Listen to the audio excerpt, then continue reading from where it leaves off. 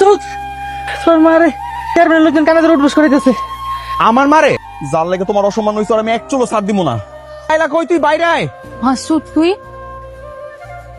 তোর যত ঝামেলা ছিল সব আমার লগে আছিল, এর মাঝখানে আমার মারে ঢুকাইলি কেন? তুমি কেন ওর মাকে অপমান করলে? কেন? আমি বলেছিলাম করতে? এখনো যা করেছে একদম ঠিক করেছে। আমাকে ক্ষমা করে দিও, আসলে তোমার সাথে ভাই অনেকদিন ধরে মাসুদকে দেখতেছি না, আপনি কি জানেন মাসুদ কোথায় আছে? না, ওর তো নাম্বার বন্ধ। চাচি ওরে অনেকদিন যাবত খুঁজতেছে, কই যে গেল কেউ কইতে পারে না। সত্যি করে বলতো মাসুদ কোথায়? আমি জানি তুই সব জানিস, বল। আমারে জিজ্ঞাসেন কেন? ওর খবর রাইখা আমার কোনো লাভ আছে নাকি?